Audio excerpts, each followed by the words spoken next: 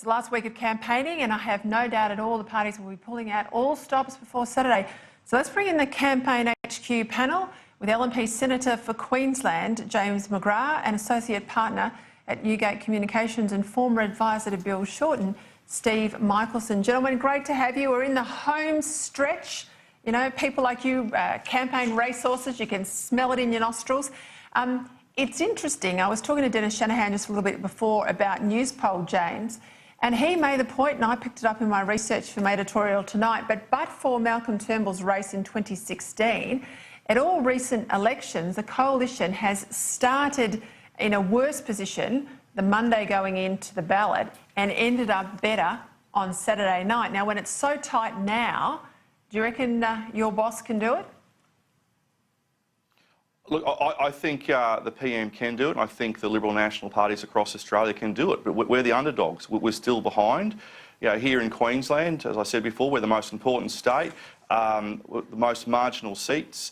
You know, people are out there. It's only 5 sleeps to go, but I think with the PM, with that energy he's got, that seriousness when he's addressing people, that sincerity, that people can see this is someone we want to be our Prime Minister. And that's reflecting not just in the what I call the base, you know, the 30 to 35% of people who will vote for us no matter how rubbish we are, but it's getting to those swing voters also, and they can see the mantle of Scott Morrison.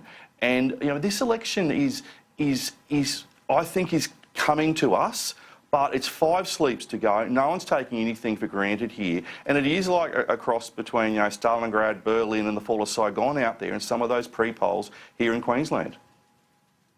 Yeah, look, it is contested territory. Steve, you know, I think James is absolutely right, and no one's got this in the bag. There was a big swathe of undecided, and both sides now are fighting very much for that ground, and whoever gets them will win the election. What does Bill Shorten need to do to tip the needle his way?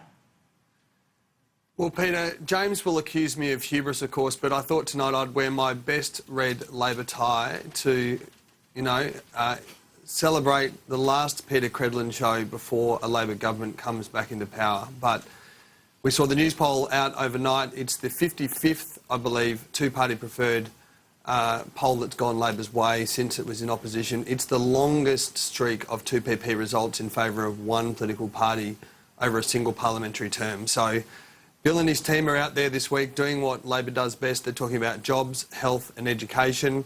I've got every confidence that they'll do that all the way through to 6 p.m. Saturday night. All right, James, well, I have very vivid memories of the 2010 election campaign, and it was about like this in the polls, and it certainly felt like this on the ground. It went down to the wire, and we know then we ended up with a hung parliament. James, you've seen plenty of campaigns. How likely do you think a hung parliament could be, particularly with the pressure of these so-called independents in Liberal seats? Well, what I'd say to people listening in, that there is always the possibility of a hung parliament, and the best way to stop having a hung parliament is to vote Liberal National, and especially in seats like Warringah and Wentworth and, say, Higgins. You know, vote for the Liberal Party candidates there, because we want to have a strong government with Scott Morrison leading it, and we don't really want a minority government at the behest of the Greens or these other single issue candidates out there. And I genuinely think that the Prime Minister can get over the line, but we've got 5 sleeps to go, and one of the things we need to see here is message discipline, and you're going to see that from the Prime Minister. But also, I'm going to go back to it, the energy. This guy wants to be Prime Minister. He knows he's going to be a good Prime Minister for another 3 years, and I think the voters will respond to that and will not vote for a minority government.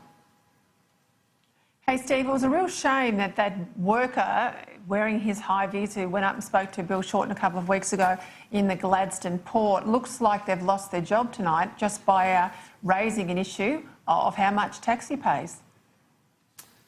It was certainly a concerning report, Peter. I've actually, just before coming on air, read the media release from the Gladstone Port Corporation, who have confirmed in writing that, in fact, the worker did not lose their job. That's certainly what they're saying. I think, though, one thing this situation does actually highlight is the perils of insecure work. And, in fact, in the same media release, Gladstone Ports Corporation point out this particular worker is a subcontractor and that he's employed as a subcontractor. I also note that in the media release they say that they can't actually comment on his employment directly because, in fact, as a subcontractor, GPC is not his direct employer. So it is certainly concerning by way of the initial reports. I'm pleased to see that he's got his job, but subcontracting is seriously something that needs to be tidied up. Well, I think also I have to say, Peter, I've can I jump in here, please? No, mate, I've got to go to a break, but I do want to make the point that in a lot of the Fair Work legislation, Steve, it's the Labor Party who's made life tough for the independent contractor, not the other way around. Anyway, gentlemen, great to have you. Good luck for your respective teams come the weekend, and I'm sure we might even have to get you back for a post-campaign wrap to see who has the hubris and who does not. Gentlemen, thanks as always. I've got to go, run out of time. Here's my good friend, Andrew Bolt, with his take on what is the last and very frenetic week of this federal campaign.